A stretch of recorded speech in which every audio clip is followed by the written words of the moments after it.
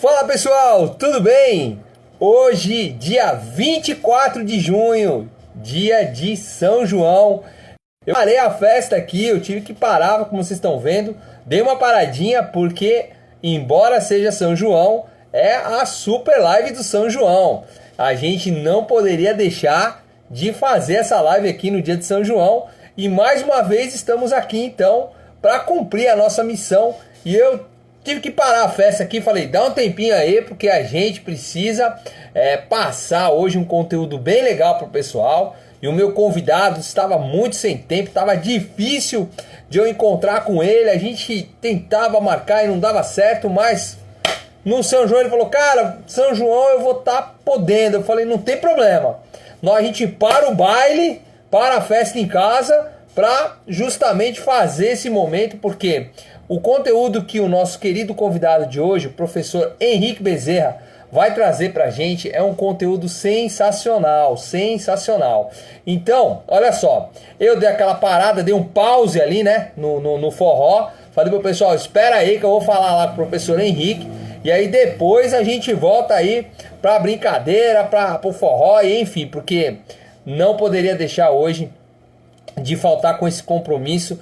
E foi muito legal, porque o professor Henrique é uma pessoa que também tem pouco tempo, não tem, às vezes a agenda dele é muito ocupada, e enfim, ficamos aí de conversar e surgiu hoje então, nesse dia de São João, para a gente fazer essa live muito bacana. Quero agradecer a professora Catiana que já está aqui, o Alcimar Martins também que já entrou, vamos ver quem mais aqui já está aqui com a gente, a Maíse de Cerimonial, a Isvânia Andrade. Bem, tem um pessoal aqui muito legal. Olha só, quero agradecer a todos vocês. Peço para que vocês convidem aí os seus amigos. É só clicar nesse aviãozinho aí para você poder, aviãozinho, triângulo, sei lá o que é isso aqui, mas enfim, é só clicar aí e aí você vai convidar os seus amigos para a gente poder fazer essa interação aqui e assistir essa super live aqui com o nosso meu querido amigo, né? Professor Henrique Bezerra, tá certo? Além disso, agradecer também a Unicorp por estar, né, nos fornecendo esse espaço para poder levar conteúdo de relevância para vocês que estão aí em casa, para todos nós que estamos nesse momento atravessando essa pandemia, e a Unicorp cumpre a sua função, que é levar conteúdo de relevância para as pessoas. Então, parabéns à Unicorp, parabéns realmente a todos os nossos convidados que dispõe de uma horinha do seu tempo para falar com a gente aqui, tá certo? Então eu já vou colocar o professor Henrique aqui na conversa. Obrigado, Yasmin. O São João deu uma paradinha aqui em casa para a gente poder falar com o nosso querido amigo aqui, o professor Henrique. E ele já está entrando aí, vamos lá. E aí, professor Henrique, tudo bom? E aí, Adriano, tranquilo? Tudo jóia, cara. Como é que você tá? Melhor Tudo agora bem? que estou liberando, tudo sim. Que legal. Muito bom falar contigo. E, poxa, é um momento ímpar, né? A gente poder falar de um assunto tão delicado como esse, né? Que nós iremos falar sobre ecologia. Que há pouco tempo aí teve a semana, né? A semana do meio ambiente. Sim, sim. E, enfim, a gente até colocou no nosso site aí, nosso site não, no Instagram aqui da Unicorp, né? Algumas alusões à Semana do Meio Ambiente, a importância, né, da sustentabilidade e tal. Foi muito legal, foi muito bom. E hoje, então, nós vamos falar sobre isso, né, professor Henrique? Vamos bater um papo sobre essas questões aí. Fala um pouquinho sobre o tema que a gente vai conversar hoje, enquanto o pessoal vai Adriano, convidando a turma aí. beleza. Então, Adriano, eu queria agradecer primeiramente o convite, né, e a oportunidade da Unicorp de estar aqui podendo ter essa conversa com você hoje. E a minha proposta era falar um pouco sobre a questão de resíduos em empreendimentos, principalmente voltado para o turismo, mas também em outras escalas.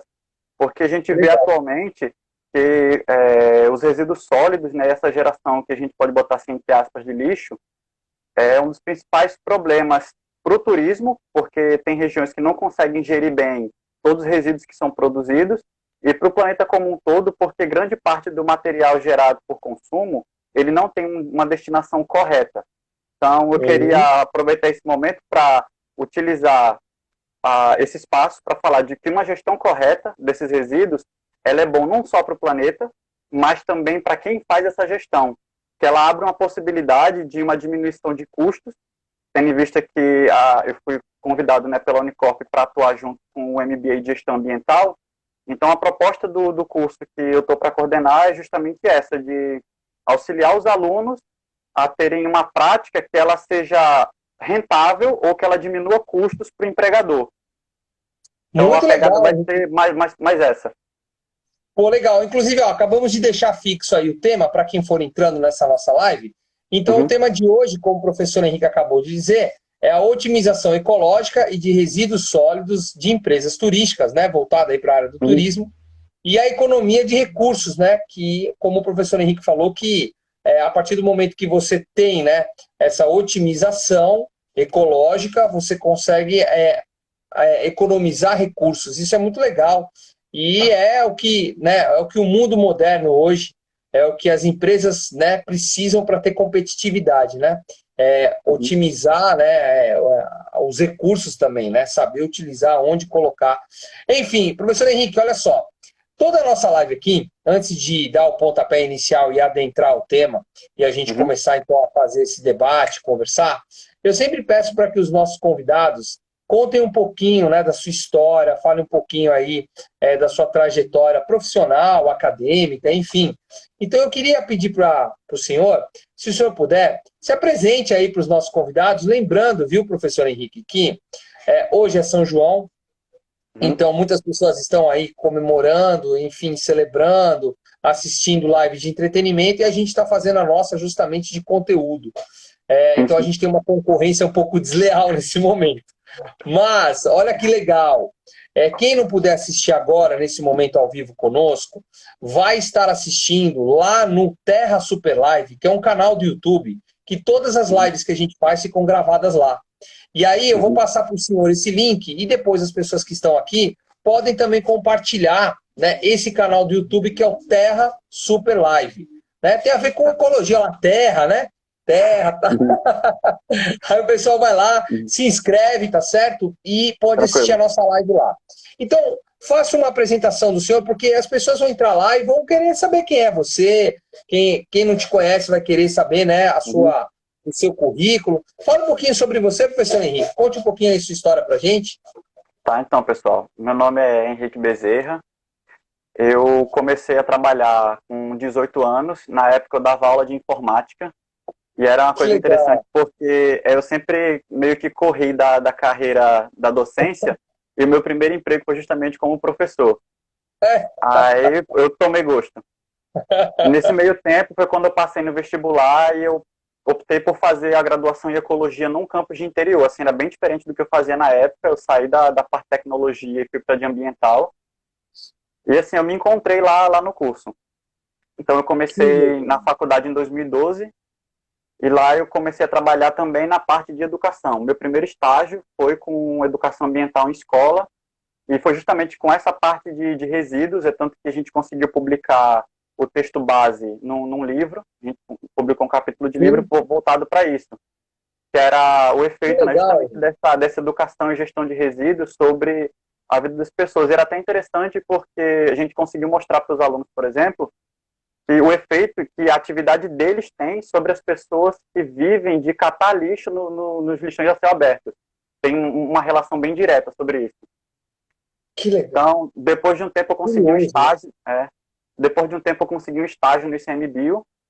Aí, durante esse estágio no Instituto Chico Mendes, eu trabalhei com a parte de ecoturismo propriamente dito. Então, a gente mapeou um fragmento de Mata Atlântica que tinha por lá, a gente montou uma trilha, um roteiro ecoturístico, e entregou o documento na mão da associação, e hoje eles têm. Pô, ele já tinha o passeio aquático, a gente conseguiu, junto com o guia, montar também um passeio terrestre, que é mais um atrativo para a região. Aí, Que depois legal. disso, nesse meio tempo, eu me interessei também pela vida marinha, que é o que eu faço como pesquisador, que apesar de eu gostar muito dessa parte de gestão de recursos, estar em terra, a minha linha de pesquisa principal mesmo na academia é com invertebrados marinhos. Então, eu fiz um TCC com invertebrados marinhos, trabalhando com animais associados a manguezais e persalinos. E depois eu fiz o mestrado na UFPB também, aqui no campus de João Pessoa, e trabalhei com anemonas do mar, com populações em recifes costeiros. E é interessante porque os bichos que eu trabalho, geralmente eu estou lá na praia pegando os bichos, a pessoa pergunta, e quase ninguém conhece. Aí quando você fala, procurando Nemo, as anêmonas, aí traz a referência para as pessoas.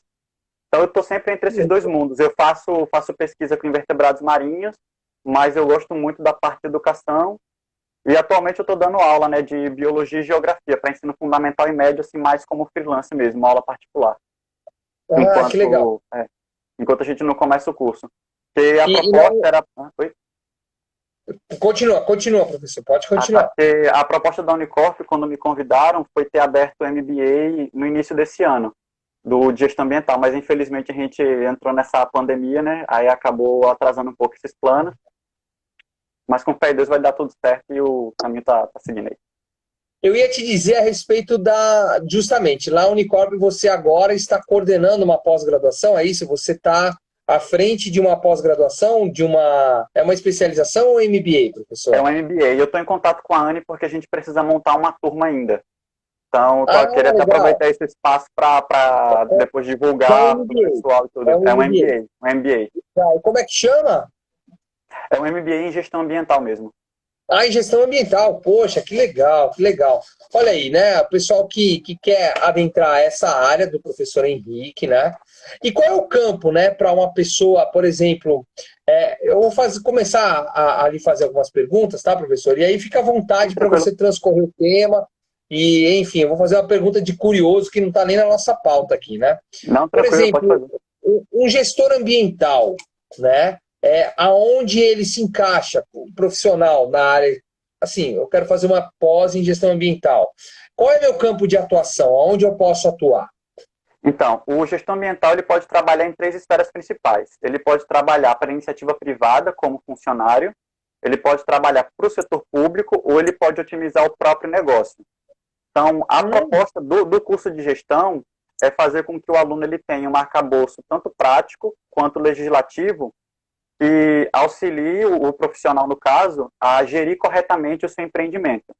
Então, por exemplo, eu vou dar como exemplo uma amiga minha que ela trabalha como gestora ambiental numa indústria de cachaça mesmo, numa destilaria. Destilaria. Para não fazer propaganda. Aí ela foi contratada justamente para fazer uma gestão do bagaço da cana. Então, para trabalhar com aquele tipo de resíduo mesmo, para otimizar tanto o processo da destilaria, quanto terminou o processo. E aí, sobrou aquele bagaço da cana, o que fazer? Então, ela teve que procurar medidas para conseguir fazer com que aquele bagaço da cana tivesse a destinação correta, ou que ele fosse usado para outra finalidade, que ele pudesse ser vendido pela destilaria. Então, essa é uma das formas. Tem uma outra também que eu acho muito legal, que foi uma startup lá de São Paulo, que ela utilizou as ferramentas da gestão para fazer comunicação entre empresas. Então, o que ela faz? Ela coloca em contato empresas que geram resíduo que antes ia para o aterro sanitário, com empresas que utilizam matéria-prima à base daquele mesmo resíduo. Então, ao invés de eu descartar o material final, eu vendo aquele material para outra empresa. Então, eu tenho uma renda do que era um resíduo, e a outra empresa tem uma matéria-prima com custo mais barato. E ela cobra 5% do valor de transação. Ela coloca as empresas em contato e cobra 5% dessa transação. E todo mundo sai ganhando. Que legal, cara. Olha, justamente o que a gente está falando aqui, né? Hoje o mundo, ele permite, né, essa visão, porque realmente tem pessoas, né, tem profissionais voltados hoje para esse aspecto, que antes era uma coisa que não era... eu não sei, o senhor tem aí o conhecimento da área muito mais abrangente do que eu. O senhor pode dizer, essa área ambiental, ela está sendo, eu vejo, né, a preocupação, principalmente agora, né, ultimamente, aí, de uns anos para cá, com essa questão do clima e tal. Então, existe reverbera-se muito essa questão, né, ambiental e tudo mais. Mas isso é algo que deve ser preventivo, né? Eu acho que as pessoas deveriam se preocupar isso lá para trás, não agora, né? Que a gente está com o negócio aí, já a coisa está desandando. Inclusive, viu, antes da gente continuar, Henrique, eu quero agradecer as pessoas que estão entrando. Olha que bacana, pessoal, aqui, o carinho que tem por você. O Felipe tá aqui, entrou com a gente, a Nanda, o Léo Ribeiro, a Gisele, a Nanda Soares, o Humberto, a Anne acho que é fisioterapeuta, a Rafaela, a Maiara, a professora Anne, acabamos de falar dela, tá por aqui também. Tudo bom, Uhum. professora Anne? Boa noite para você, bom São João. E também a Mirella, que tá aqui, ó. Para todos vocês aí, um bom São João. Inclusive, deixa eu explicar, né? Eu não tô. Eu tive que parar a festa com meus meninos aqui em casa, porque hoje o professor Henrique conseguiu nos atender, porque a agenda dele é muito difícil, mas foi um dia que a gente escolheu e para continuar a passar esse conteúdo, e o que ele vai falar aqui, está falando já, é algo muito importante, né? Não somente para esse momento, né, professor Henrique, mas principalmente para as futuras gerações, né, cara? Uhum. Sim, sim, Adriano. E como o senhor bem comentou dessa questão do debate ambiental, que aproveitando o gancho, ele na verdade é um debate bastante recente. A discussão começou a ter mais força na década de 60, quando uma autora chamada Rachel Carson ela publicou um livro chamado Primavera Silenciosa. Então a Rachel ela observava pássaros e no Parque Nacional, hoje é Parque Nacional, né, em Yellowstone, nos Estados Unidos, teve uma primavera que não tinha pássaros. Então daí o título do livro, Primavera Silenciosa. E ela observou que os animais estavam morrendo por causa de um uso sem controle de um herbicida. Então, era um agrotóxico, que é o DDT. Ele era uma tecnologia recente, ninguém sabia os efeitos direito. Então, ela conseguiu demonstrar, né, que o uso indiscriminado dessa substância estava afetando numa escala muito maior do que era planejada pela indústria. Então, ela a gente diz que é o pontapé inicial para o debate. É tanto que é um dos parques nacionais mais antigos, esse Parque Nacional de Yellowstone. E começou justamente por isso. A gente usa tecnologias que às vezes não entende muito bem como funciona e então não vai conseguir prever os impactos. Então, às vezes, só cabe a gente remediar. Hoje o parque ele é ecologicamente muito bem controlado, ele funciona muito bem e virou uma bandeira. Então, hoje o debate ambiental ele ganhou uma força também bastante econômica. Aquela questão dos créditos de carbono, a ISO 14000, e são ferramentas bastante interessantes porque muitas pessoas criticam a comercialização da bandeira ambiental, mas tem que ser feito de alguma forma. E às vezes nem só o dado científico ele acaba sendo suficiente para convencer alguém que só fala a linguagem do dinheiro. Então, por exemplo, a ISO 14000, uma empresa que se enquadra dentro de todas as normas que ela exige, você ganha o selo verde. E graças, né, a esse debate ambiental, um gestor que ele atua em uma empresa e ele consiga fazer com que ela atinja, né, os pré-requisitos para obtenção do selo verde, ela ganha força no mercado.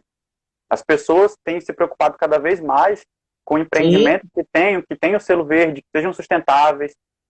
E isso é bastante importante. Perfeito, perfeito. Professor Henrique, a gente estava falando, inclusive, agora, né, sobre essa questão, né? Eu até vou fazer uma pergunta para o senhor referente a isso, né? A gente está falando dessa questão dos resíduos, né? O senhor contou aí de uma forma bacana, né? Que tem uma empresa que faz a intermediação e tal. Essa questão dos problemas residuais, dos resíduos, né? O senhor acha que isso é um problema político, econômico ou social, ou é os três? O que o senhor acha sobre isso? Depende da esfera que a gente trabalha. Tá? Então, quando eu falo de um empreendimento, boa parte do problema ela vai ser mais social mesmo, da informação que às vezes não chega de como tratar corretamente. Quando a gente aumenta essa escala, a gente poderia já falar do público. Por exemplo, a gente tem a Política Nacional dos Resíduos Sólidos, deixa eu só dar uma colinha aqui, que eu deixei anotado. Fica à vontade. Porque esses Informação números eu legal, não hein? costumo lembrar, não. Deu uma travada aqui, mas é uma lei de 2010, que ela institui, né, a Política Nacional dos Resíduos Sólidos, e ela aqui é Lei 12.305, 2 de 8 de 2010. E ela Pronto. trata justamente da extinção dos lixões a céu aberto e a implementação dos aterros sanitários. Mas o que acontece? Nem todo município ele tem capacidade para gerir resíduo, ele não tem recursos suficientes para montar um aterro sanitário. E quase Sim. nenhum município quer ter no seu território um aterro sanitário, porque ele traz muitos problemas logísticos. Então tem um debate, né, um problema político justamente nisso, é a falta de interesse de ser feito. Aí Sim. tem coisas que está na mão, infelizmente, dos governantes. Mas aí a minha proposta é justamente para aquilo que a gente pode fazer, que a gente faça. Não esperar que venha de cima. Entendi. Sabe? Olha, e nessa questão dos resíduos sólidos, né? Eu acho que a grande tragédia, né, para o meio ambiente é a questão do plástico, né? O plástico, eu acredito que seja assim, a grande tragédia devido ao tempo também, né, que ele se decompõe na natureza, né? Eu acho que eu tô errado, tô equivocado, é por aí o caminho. É isso mesmo.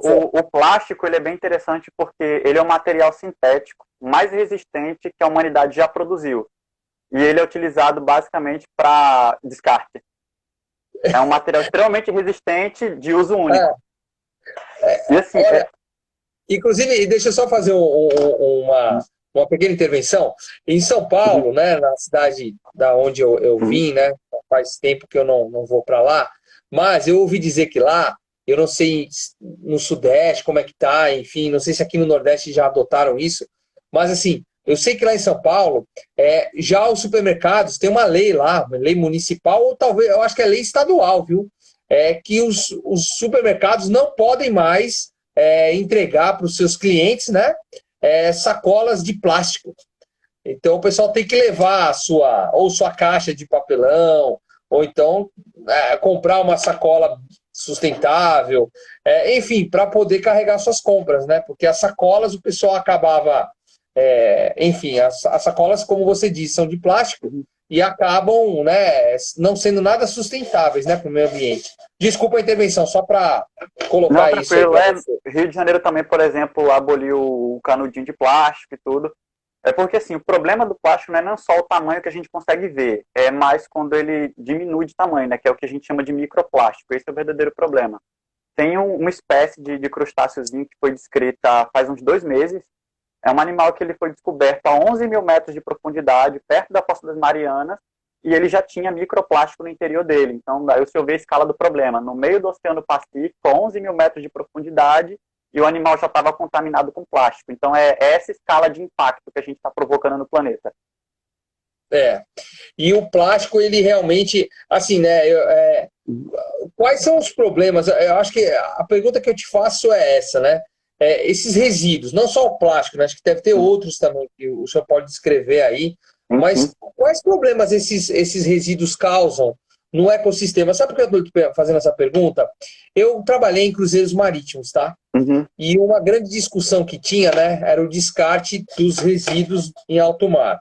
Então, o que era orgânico descartava em alto mar, a tantas milhas náuticas e tal, ia lá e aí separava-se, né, metais, vidros, enfim, entre outras coisas, o plástico também, e aí isso somente saía no porto.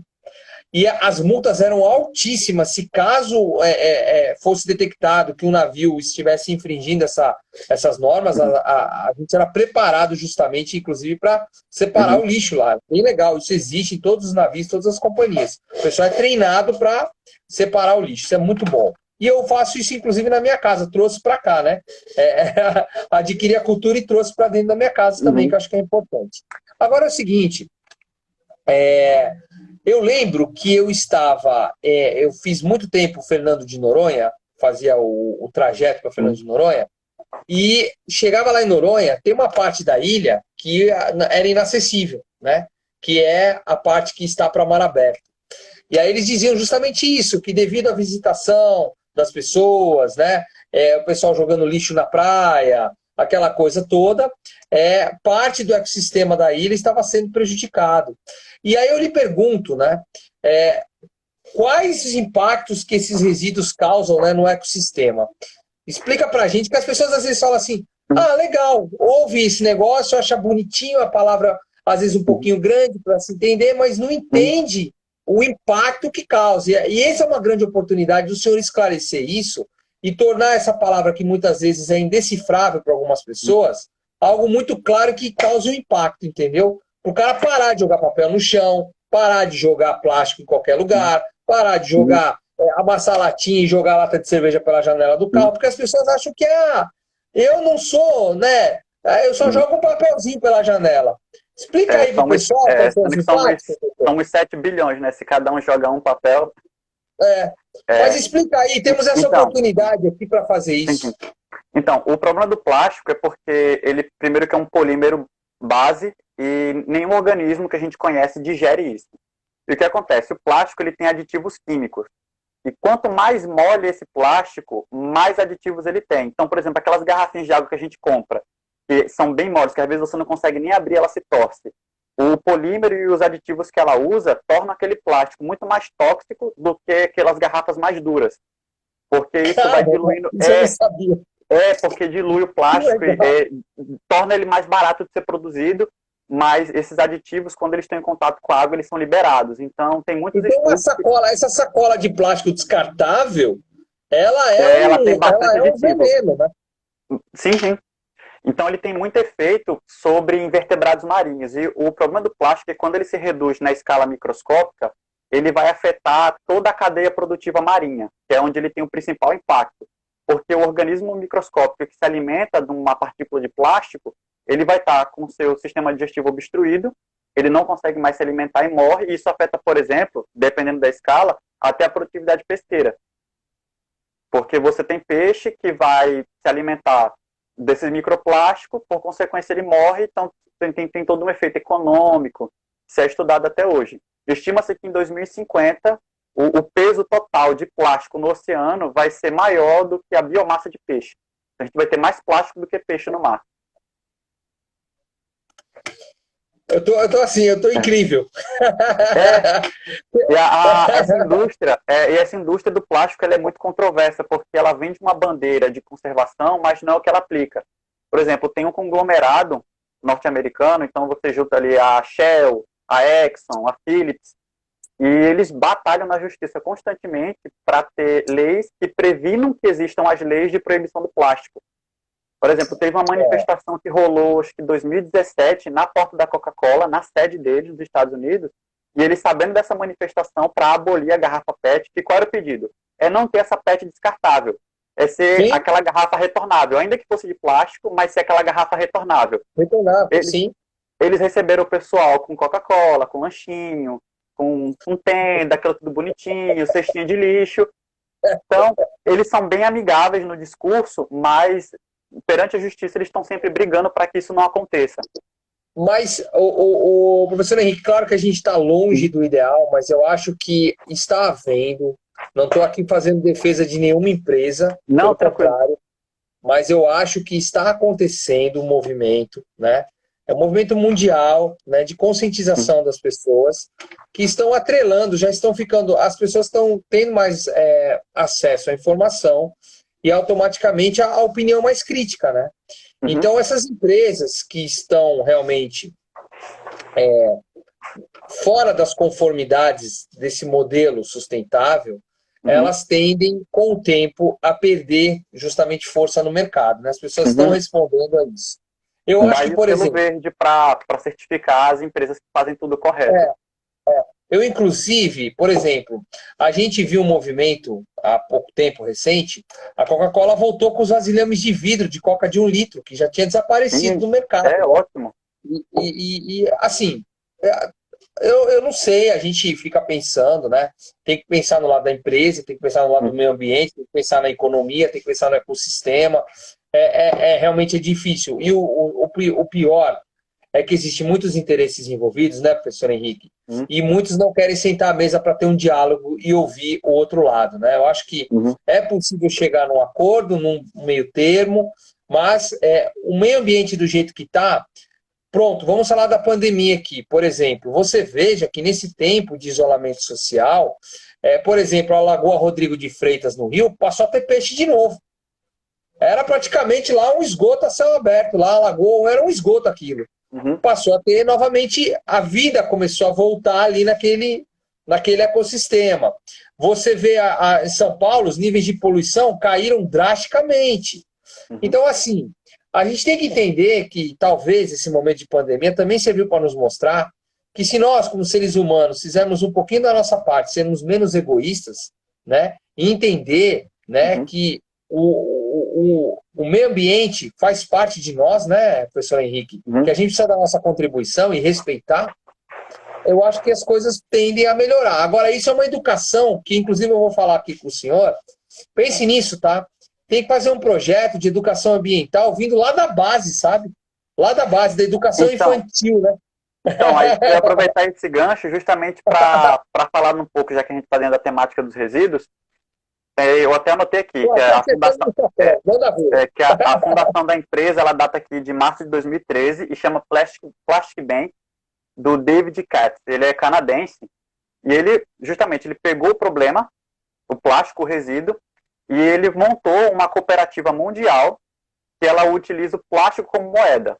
Então, o que é que ela faz? Um negócio que se associa ao Plastic Bank, ele pode usar plástico como moeda de troca. Então, por exemplo, Olha, eu tenho um mercado e eu não atribuo preço a nenhuma moeda. Eu atribuo preço em quilos de plástico. E aí eu pego esse plástico, repasso ele para o Plastic Bank e aí sim ele me paga em dinheiro.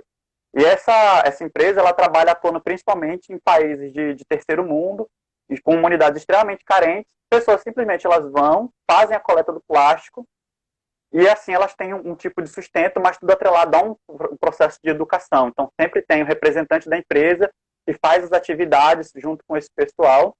E isso é uma das coisas que o turismo está incorporando nesses locais. Eles estão utilizando o plástico como moeda de troca. Então, que legal. o que era resíduo está Aonde virando tem isso? dinheiro. Mas em quais países tem isso já? Eles Aqui no trabalham Brasil tem? principalmente. Aqui no Brasil não tenho notícia de ninguém associado ao Plastic Bank.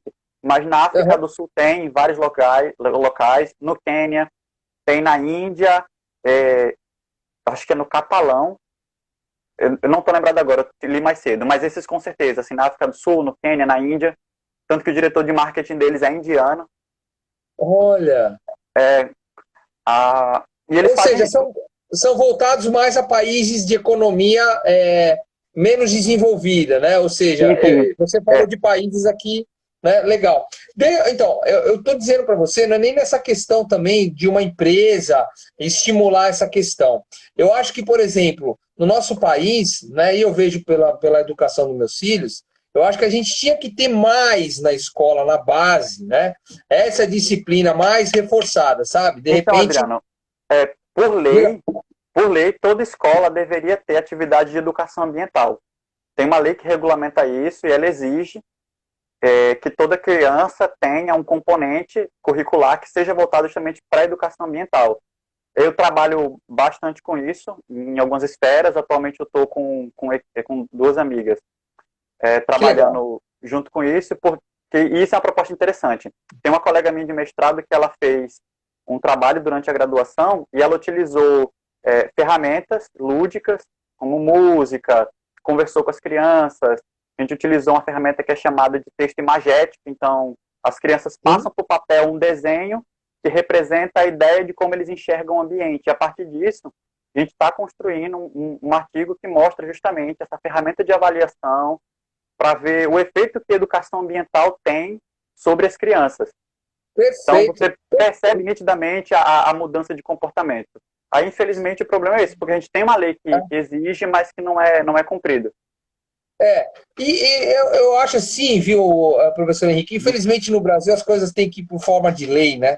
Eu acho Uhum, que a gente, com o nosso, futuramente, né? Eu acredito que futuramente, vamos uhum, colocar assim, não é necessário nem ter lei, é conscientização mesmo. Uma escola, por exemplo, uma escola particular, uma escola do Estado, uma escola municipal, pô, tem que ter evento, atividades mesmo, estimular. Não uhum. precisa ter uma semana do meio ambiente. Tem que ter um ano do meio ambiente. A Concordo, concordo. década do meio ambiente. Então, Todo aí, dia é dia do meio ambiente, sim, cara. sim. Aí, nessa pegada, aí eu queria até aproveitar para fazer o merchan de um trabalho que eu produzi durante a graduação, que é justamente voltado para isso, né? Que foi no município de Baía da Traição. Legal. Eu trabalhei em 11 pousadas lá, e a gente fazia um pouco disso. A gente tinha uma conversa nessa parte de educação com os proprietários, e eu utilizei um método bem interessante, que é o método da priorização de Pareto. Então, Pareto ele diz, né, que geralmente 80% dos problemas eles vão ser oriundos de 20% das causas. Então, é como se na empresa de TI, 80% das vezes que ficam sem internet é geralmente por 20% dos mesmos problemas.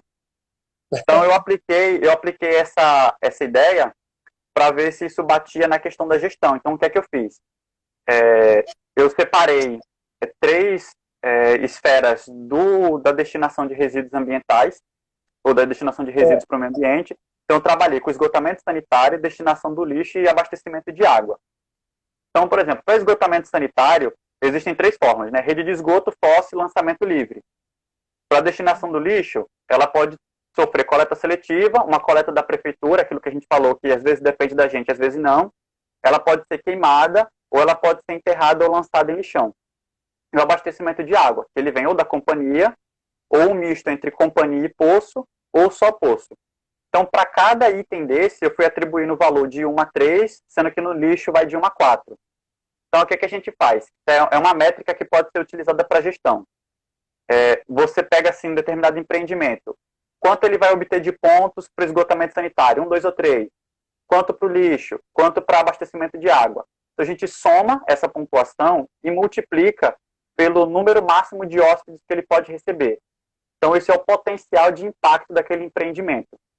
Então, é um número que você pode usar para comparar entre empreendimentos. Então, no exemplo aqui que eu tenho desse trabalho, é bem legal, porque apesar da discrepância de número de hóspedes, 4 delas tiveram exatamente o mesmo número, então dá para comparar. Então, 4, elas tiveram um número máximo de 20 hóspedes, sendo que uma teve apenas um potencial de impacto de 80, e outra teve um potencial de impacto de 120. Então, ou seja, é uma diferença de 40 pontos para empreendimentos que têm o mesmo número máximo de hóspedes. Isso vem justamente da forma de como eles fazem gerenciamento dos resíduos, tanto sólidos quanto líquidos, e a origem da água que eles recebem. Puxa. Isso é um trabalho bem legal porque você consegue comparar para os proprietários, olha, seu empreendimento ele é bacana, está bem gerido, mas pode melhorar.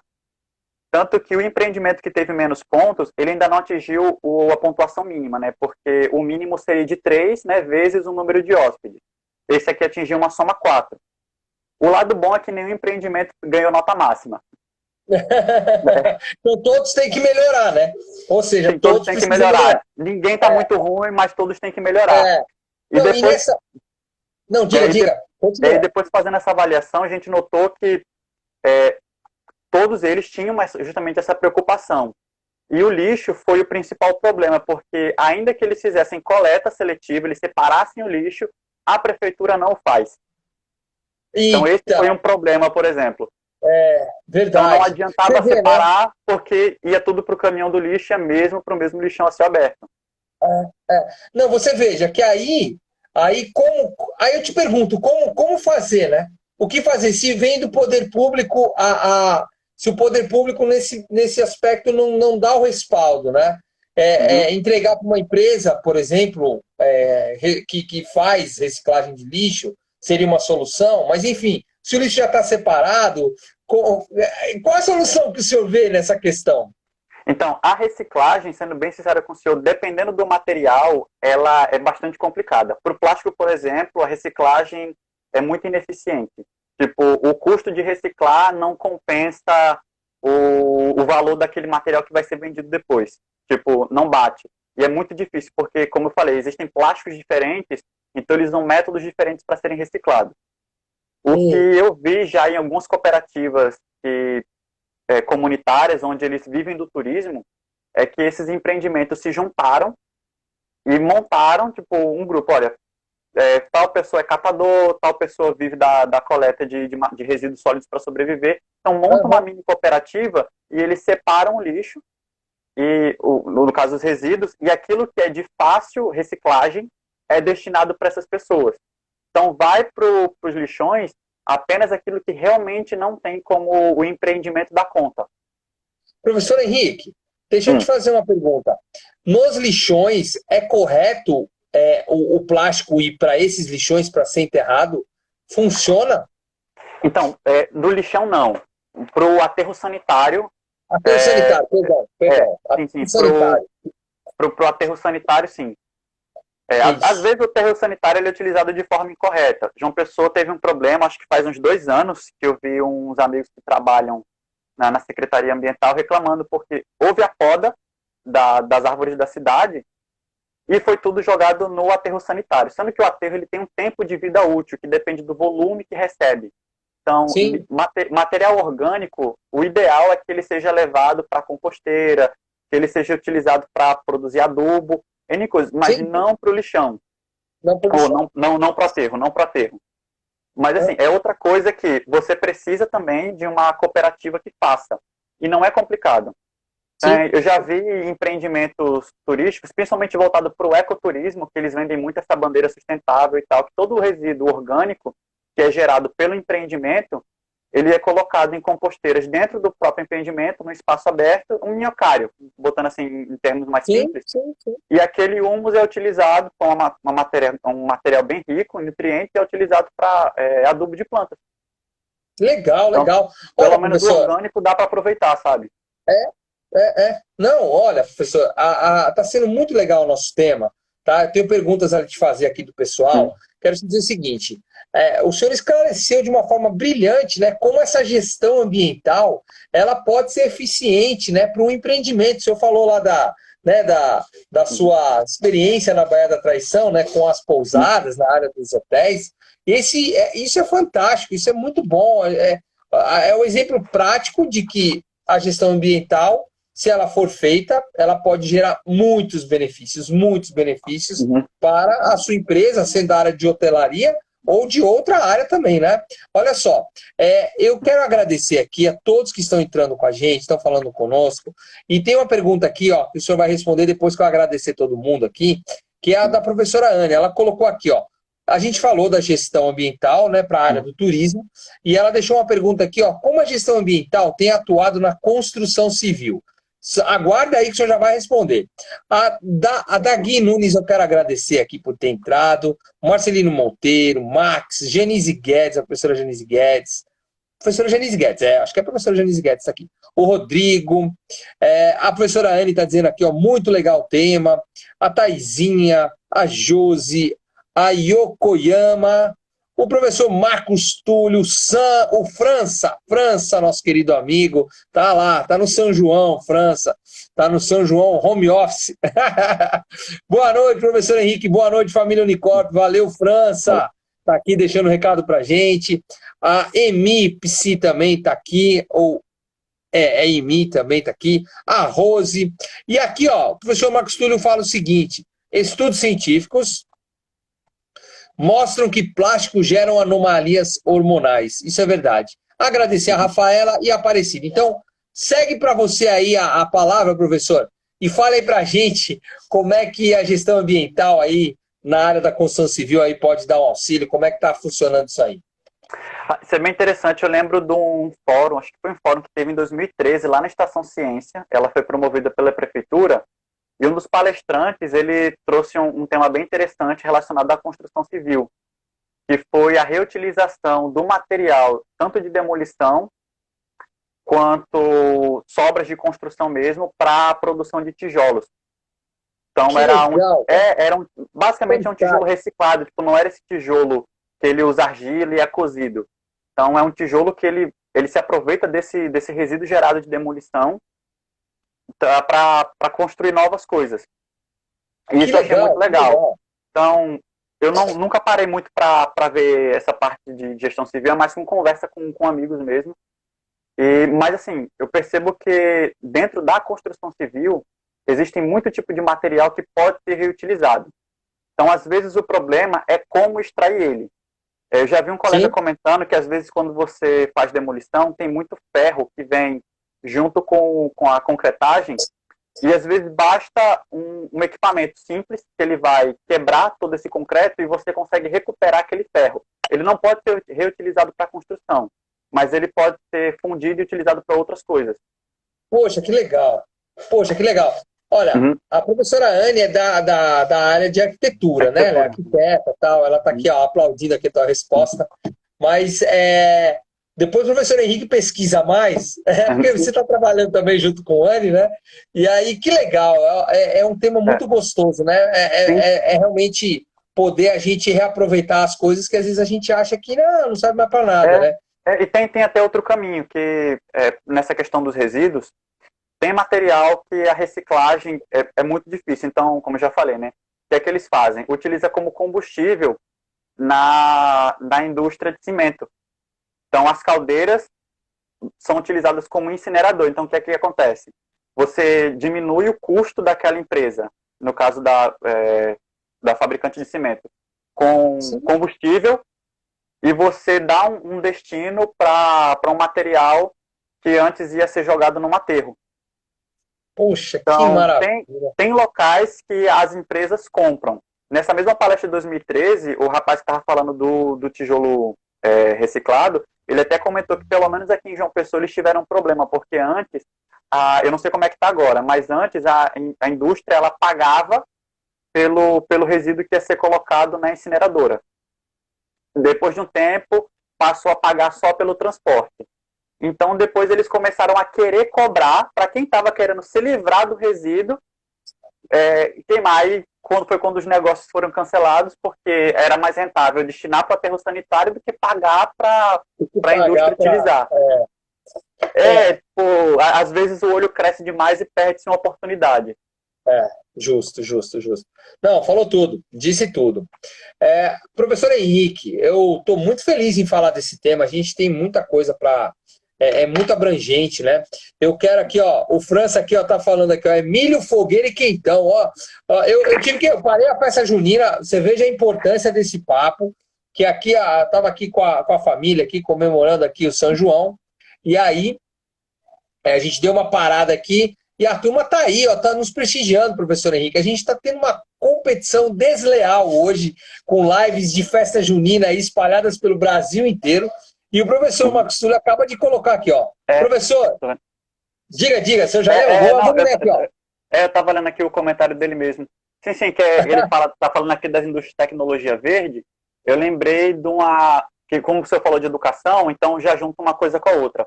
Lá no Japão, eles fazem uma coisa bem interessante. As pessoas são educadas a quando estão com o celular que ele não funciona mais, ou que eles vão simplesmente trocar, eles não vendem igual a gente faz aqui, que às vezes a gente pega um caco de celular que quer vender por qualquer R$ 10. Eles levam até locais de coleta corretos, que eles recebem celulares, computadores, aparelhos eletrônicos no geral, e levam para a indústria. E esse material ele é todo fragmentado. Então, o plástico desses eletrônicos é utilizado como combustível na indústria, na própria indústria, então ela é autossuficiente em combustível, e daí esses materiais são retirados todos os metais nobres. Eu vi uma apresentação em 2015 e pelo menos até juntar o primeiro quilo de ouro, eles não estavam vendendo. Aí eles expuseram a primeira barra de 1 quilo de ouro extraído só de componentes eletrônicos. E isso é muito legal, porque evita que esse material seja descartado de forma incorreta. Então ali tem ouro, tem prata, tem cobre, tem níquel.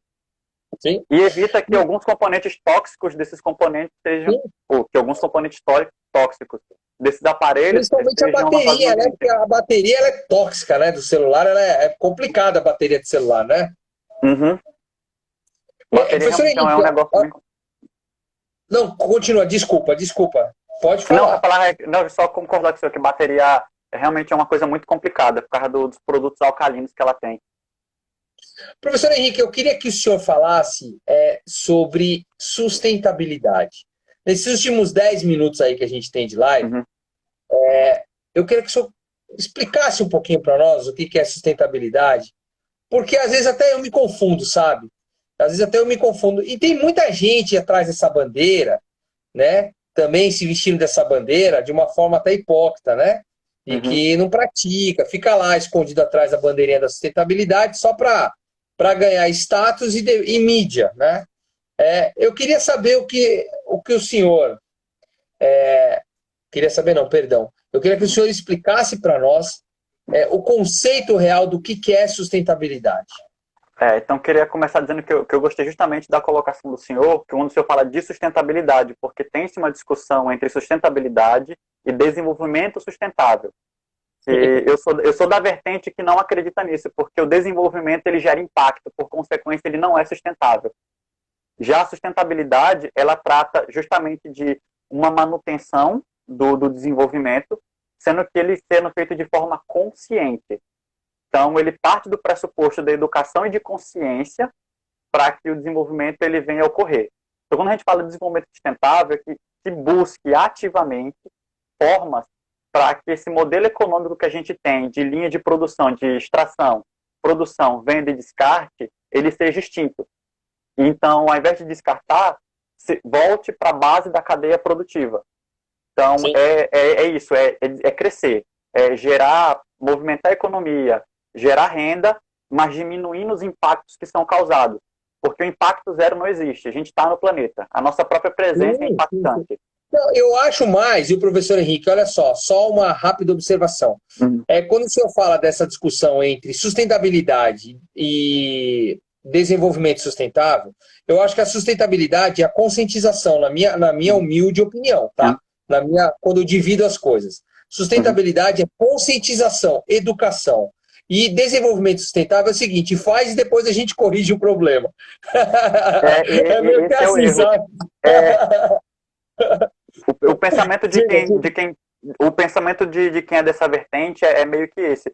Daí, por exemplo, como o senhor disse já no começo da nossa conversa, que desde quando vem esse debate? Então, esse debate ele vem desde a década de 60, mas o que é que era vendido? Não, daqui a 20 anos vamos ter tecnologias para corrigir o problema. Tivemos a Eco 92, passou-se 20 anos, nada. Então, teve a Rio mais 20. E a mesma conversa de novo. No futuro vamos ter tecnologias para resolver o problema. Vamos continuar desenvolvendo. E nada. Porque o problema ele é muito mais educacional do que qualquer outra coisa. Perfeito, perfeito. Eu acho que é muito legal a gente estar tendo essa conversa, viu, professor Henrique, porque eu sou muito leigo, tá? Eu leio, né, tenho a informação, mas eu sou muito leigo. Mas eu sou um eterno curioso, eu gosto dos assuntos, li um pouquinho, né, sobre essa questão, gosto, tenho minhas opiniões. Deixa eu te fazer uma pergunta. A gente vê que tem uma ativista, né, que é uma menina, aquela Greta, eu esqueci o nome dela. Greta Thunberg, eu acho. Isso. Ela é uma ativista que, assim, eu queria saber qual é a sua opinião a respeito dela, se ela representa mesmo essa questão ela veste essa camisa, né, do meio ambiente e tal. O que você acha a respeito dessa ativista, tá certo? E qual é a sua opinião, assim, o senhor acha que a gente deve partir, né, desse modelo, né, de combater diretamente ou tentar educar as pessoas e conscientizar com um modelo menos de conflito e mais harmônico? A Greta eu não conheço muito a jornada dela, é mais assim de ouvir falar mesmo, nunca me interessei muito. No caso, pela pessoa da Greta em si.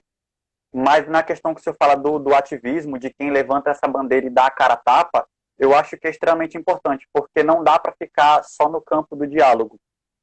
Eu sou contra, por exemplo, o chamado ecoterrorismo, a sabotagem e tudo, porque tem certas escalas que às vezes ela beira a ilegalidade. Então, não que a atitude ela seja feita de má fé, mas por beirar a ilegalidade, você acaba perdendo um público que você poderia conquistar. É uma linha muito tênue. Às vezes você quer fazer, mas você também não pode deixar de conquistar pessoas para uma causa. Então, esse ativismo que ele é mais verbal, ele bate de frente mesmo com os donos do poder, aqueles que tomam a decisão, eu acho que é muito importante. Porque, como eu disse, o problema é educacional, mas não é educação só de base. É educação também de quem tem o poder de decisão nas mãos. Então, esse ativismo ele serve para isso. É o confronto, é o grito de quem está trabalhando em prol do meio ambiente, que até a legislação brasileira diz, né, que a gente tem que trabalhar em prol do meio ambiente para garantir uma qualidade de vida para nós e para gerações futuras. Então, é um grito de quem defende isso contra a indústria. Sim, sim, sim. Eu acho, viu, professor Henrique, que com o tempo, como eu disse, hoje as informações são muito mais rápidas, muito mais dinâmicas, né? Estão muito mais acessíveis, o que antes era mais velado. A internet rompeu com isso, democratizou muito mais a informação. E eu acho que as pessoas estão se conscientizando muito mais. Claro que a gente ainda está longe do mínimo ideal, Mas, enfim, eu acho que, por exemplo, esse trabalho que a gente se prestou a fazer hoje, em pleno São João, a gente leva um pouco de conscientização para as pessoas Então, vocês aí que assistiram essa live e que estão conosco até agora, depois divulguem, porque esse é um trabalho muito bonito do professor Henrique. E, inclusive, quero já fazer um merchandising aqui e convidar também as pessoas para fazer o curso de gestão ambiental, o MBA do professor, que vai ser muito legal. É um MBA realmente voltado para essa questão da gestão, né? Ele tem essa, você viu, essa pegada com o conhecimento que ele teve dessa área de turismo, desse trabalho que ele já fez, e enfim. Professor Henrique, eu vou passar a palavra para o senhor tem 5 minutos, agora 4, para ficar à vontade aí, para fazer suas observações finais, suas colocações, não vou lhe interromper, e já vou deixar aqui, ó, minha gratidão ao senhor, obrigado por ter participado com a gente, foi um prazer em recebê-lo, e obrigado a todos vocês que estiveram conosco nessa live, em pleno São João, e principalmente ao senhor, viu, professor Henrique, que dispôs aí de 1 hora do seu tempo para estar aqui com a gente. Ó, beijo no seu coração. Muito obrigado. Gratidão. Tira uma foto aí, pessoal. Valeu. Nada, eu que agradeço a oportunidade. Manda ver. Nada, eu que agradeço, Adriano, pela oportunidade. 1 hora, assim, é um tempo bem curto, mas dá para falar pelo menos os pontos mais importantes. E quem quiser depois conversar comigo no privado pode entrar em contato, que eu respondo à vontade. Comigo não tem besteira não, atendo qualquer horário, de manhã, de tarde, de madrugada. Eu podendo responder, eu respondo. Mas assim, eu queria fechar justamente com essa ideia, né, para fazer uma conclusão geral de que a gestão correta de tudo que é gerado de resíduo dentro do empreendimento ou dentro das nossas próprias casas, no fim das contas, ele pode ser gerido de uma forma correta, de uma forma que diminua custos. Na escala empresarial, ela pode ser até uma fonte de renda. E a gente faz tudo isso vendendo como financeiro, mas no meu caso eu uso essa bandeira do financeiro para defender a minha causa principal, né, que é a proteção do meio ambiente. Que é garantir que as futuras gerações possam ver o que eu consigo ver hoje quando eu vou para o mar e mergulho atrás dos meus bichos. E não tem nada que me deixaria mais triste do que ir para o mar e não conseguir encontrar mais aquela maravilha que a gente vê debaixo d'água. Sabe? Então, tudo depende da atitude da gente. Como o senhor acabou comentando, é só uma latinha, é só uma bolinha de papel. Somos 7 bilhões. Cada um jogando uma bolinha de papel é um impacto grande, mas se cada um fizer a sua parte, é uma coisa ainda maior. Imagina se cada um de nós plantássemos uma árvore por ano. Quão legal seria? Mas eu fecho nessa forma, é tudo parte da educação, é buscar informação, acima de tudo. E muito obrigado. Professor Henrique, aplausos. A salva de palmas ao professor Henrique, corações subindo, gente. Foi uma aula, viu, professor Henrique? O senhor está de parabéns. O senhor realmente o senhor é mestrando, né? Ou mestre? Não, mestre já concluí. Realmente o senhor é um mestre nessa área, conhece muito. Muito obrigado pelos ensinamentos, aprendi muito com o senhor hoje. Valeu demais, quero lhe agradecer. E já vamos marcar uma próxima, tá? Nos bastidores depois, a gente já vai para uma próxima, porque o tema vai ter continuidade e pode ter certeza que vai dar muito ibope ainda lá no YouTube. Embora hoje a gente teve uma concorrência desleal, mas o nosso público foi bem legal. Obrigado a todos vocês. Professor Henrique, Deus te abençoe. Bom São João para você. Sucesso e Deus abençoe, viu? Parabéns por essa sua conscientização do mundo, né? Porque poucas pessoas têm isso que o senhor tem, viu? Continue obrigado, assim. Diana. Obrigado, viu? Obrigado. Valeu, tchau, pessoal! Tchau.